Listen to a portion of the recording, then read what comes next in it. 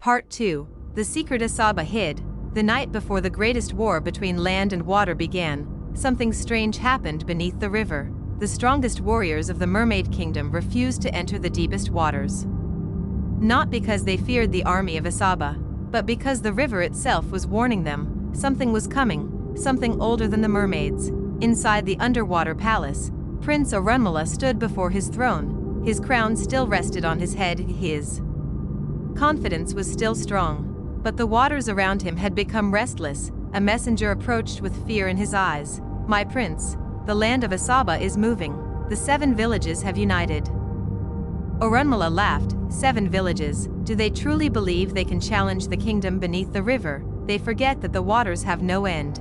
But the messenger lowered his head. "There is more, my prince. King Kachi has called the warriors who have been hidden for generations." For the first time, Orunmila became silent, because even beneath the river, stories existed about those warriors. Warriors who fought before the current generation was born. Warriors who protected Asaba when enemies thought the land was helpless. Warriors who disappeared because their strength was too great to be shown. Far away from Orunmila's palace, King Alakan finally learned the full truth. His son had kidnapped Princess Nmachi. His son had rejected the warning of the high priests. His son had broken the ancient pact that protected both kingdoms. The old king closed his eyes, because he understood the danger. This was no longer the mistake of a young prince, it was the beginning of a war. King Alakan went to his son's chamber. "My son," he said, "return the princess." Orunmila turned and looked at him. "Even you doubt me now?" King Alakan answered calmly. "I do not doubt your strength, I fear your pride.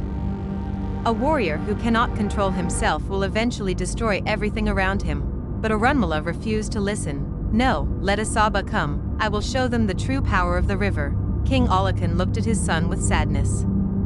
Because he already knew what was coming. "You believe you are marching toward victory, but you are walking toward a lesson." Meanwhile, in Asaba, the sound of war drums spread across all 7 villages. The message was clear: every family, every warrior, every protector of the land had been called. They gathered from the forests, they gathered from the farms, they gathered from the villages. 10,000 warriors stood together under one name.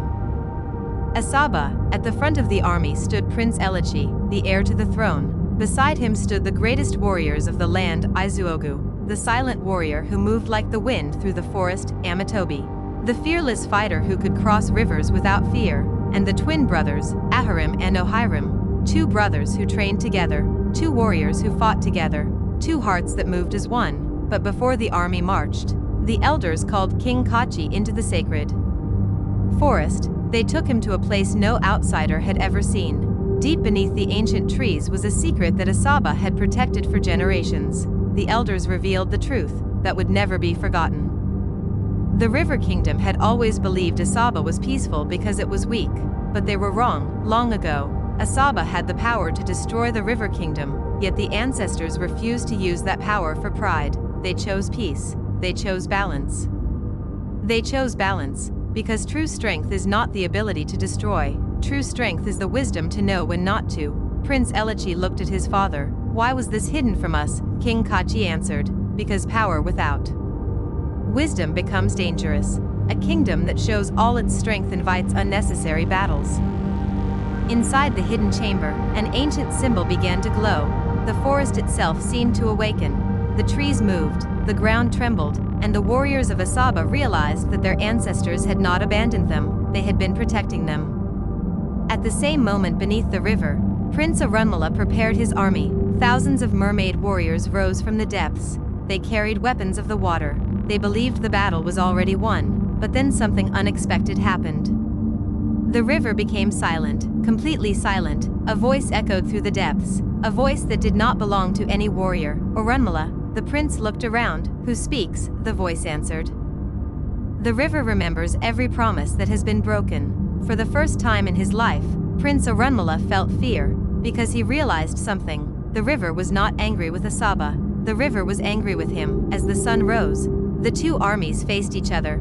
10,000 warriors of Asaba stood before the forces of the River Kingdom. The land waited, the water waited, and the world prepared to witness a battle that would never be forgotten. Then the first weapon was raised. The first drum was struck.